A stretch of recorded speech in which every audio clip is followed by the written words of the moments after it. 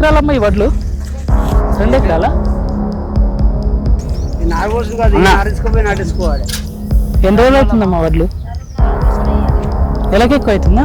ఈ కింద CC road ఉండదా? అంటే మామూలుగా మట్టేనా? మరి మొత్తం మొత్తం మొలకలు వచ్చినాయిగా, నారు బయటకు వచ్చింది మొత్తం మొలకలు వచ్చింది. ఇంకా కూడా పట్టరా ఇక? నమస్తే అమ్మా. నమస్తే సారు. ఎన్ని రోజులు అయింది వడ్లు ఇడికి వచ్చి? 15 రోజులు అవుతుంది. లారీలు వచ్చులేదు, ఇంట్లో వాళ్ళు పట్టించుకుంటలేరు. ఇక గిట్లనే ఇబ్బంది అవుతుంది. అగో వాళ్ళు లారీని పంపిస్తున్నాడు, గోనె సంచులు పంపిస్తున్నాడు కదా. వారం రోజులు లారీలు రాక, కొన్ని రోజులేమో 5-6 రోజులేమో అది ఏంటిది బారదాని లేదని 2-3 రోజులు బంద్ పెట్టిర్రు. లారీలు వస్తలేవని 6 రోజులు బంద్ పెట్టిర్రు. ఇక నిన్న ఒక లారీ వచ్చింది, నిన్న చాలా అయింది. ఇక పోయి కడిపోతున్నాయి, కడుకుంటున్నాయి, మొలకలు వస్తున్నాయి. ఎన్ని ఎకరాలు వేసిరమ్మా? 2 ఎకరాలు వేసినాం. 2 ఎకరాలు వేసిరా? మొలకలు వస్తున్నాయి, అన్ని ఏడ ఉన్నాయి. ఏం చెప్తావు మరి రేవంత్ రెడ్డికి? ఏం చెప్తావు? రేవంత్ రెడ్డి ముఖం కాల. రేవంత్ రెడ్డి ఏం చెప్తుండు? ఏది లేదు, ఏడు ధాన్యం ఉంది. ఏం చెప్తుండు? బీట్ల కన్నా కనీసం లారీలన్నా పంపిందేది. అది కోమటోళ్ళు కొన్నదేముంది? కొన్నాక గిన్ని రోజుల కోళ్ళు ఉంటుందా? కోటీశ్వర్లను చేస్తున్నా. కోటీశ్వరు నెలకి 2500 2500 ఇవ్వయ్యా. 2500 ఇడిచిపెట్టి పింఛన్ లేదు, 2500 లేవు. అది ఏంటిది గ్యాస్ బుడ్డి, అది 1000 రూపాయలు తీసుకొని 500 ఉచితం, 500 అకౌంట్లు వేసినాడు. అవి లేవు ఇవి లేవు, ఇప్పుడు పడతలేవు.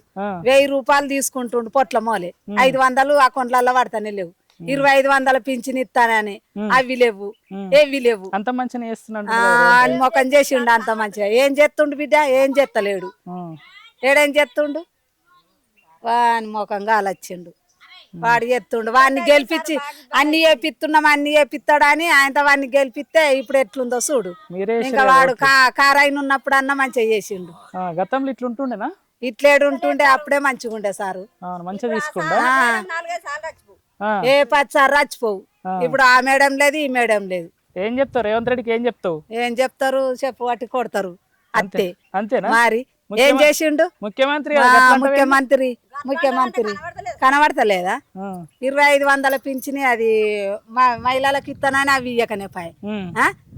కోరి తెచ్చుకుంటే ఎట్లుందో చూడు అయినను. ఇక ఎత్తాం ఇంకా మళ్ళా బుద్ధి లేక మళ్ళీ ఆయనే వస్తా అంటుండు కదా. మళ్ళీ వచ్చినా వెయ్యం. మళ్ళీ పల్లెకి ఏం చేసిండు అని ఎత్తారు. ఏం చేసిండు? ఆ నుంచి ఇందాక రోడ్డు చక్కనే లేక. తెలంగాణ మొత్తానికి మంచిగా చేస్తున్నట్ట కదా.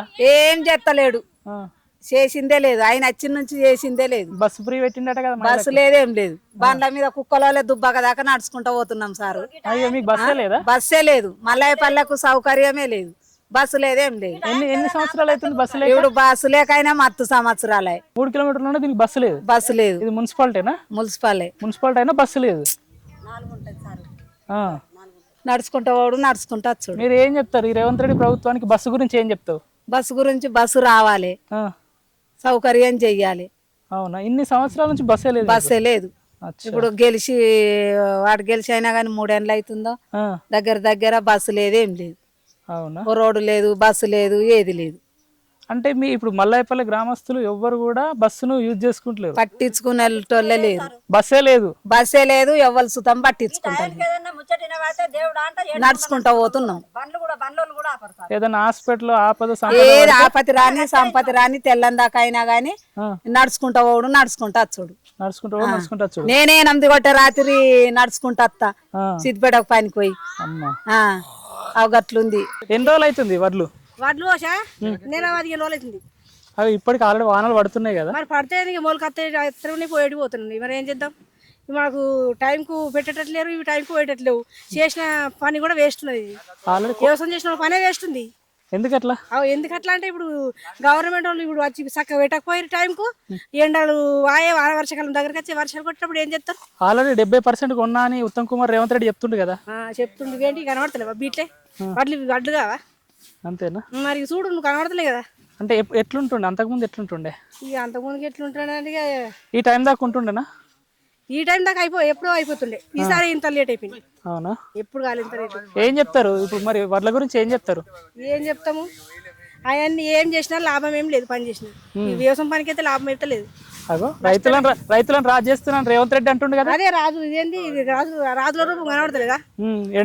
ఎర్రటి ఎండలో చేస్తున్నారు పని. మరి ఏం చేద్దాం, మరి చేసినది లాభం లేదు మన పని. టైంకు మందులు వస్తలేవు, అట్లా పంట వండలు ఇంత ఎరువులు రాక వెనక ముందేసే వరకు పంట చక్క వండలే, వచ్చిన పంట పెడదామంటే టైంకి పెట్టుడు అయితే లేదు. ఏం చేద్దాం? అంటే ఈ పాటికి తుకాలు వేసుకోవాలి కదా మరి ఏం చేద్దాం? పరిస్థితికి ఇట్లున్నది. పడ్డా ఇది వరకు మంచిగానే నడిచినాయి కానీ ఇప్పుడే ఈసారి ఇంత ఘోరంగా అయింది పరిస్థితి. అంటే అంతకుముందు కేసీఆర్ ఉన్నప్పుడు ఇట్లే చెప్తుండేనా? కేసీఆర్ ఉన్నప్పుడు మంచిగా చేసిండు, టైంకు కానీ మందులు బిందులు దొరికినాయి. కానీ ఇప్పుడు మాత్రం టైంకి మందులు అయితే వస్తలేవు, మందుల గురించి ఇబ్బంది అవుతుంది. ఎరువు మళ్ళీ సరిగ్గా పంటలు వండలేదు కూడా. సరే ఎంత కడి చేస్తుండు సంచిగా కిలోన్నర కడి ఎత్తుండు, జాలు పోసినాక కూడా కిలోన్నర కడి ఎత్తుండు. అంటే బి గ్రేడ్ కూడా బి గ్రేడా బి గ్రేడ్ కిందనేనా? అంటే 40 సంచికి ఒక 2 కిలోన్నర కొడుతుంటారు. కిలోన్నర. అంతకుముందు జాలు పోసినాక ఇంత ముందుకు జాలి పోయక ముందుకు 42 కిలోలే కొట్టిరు.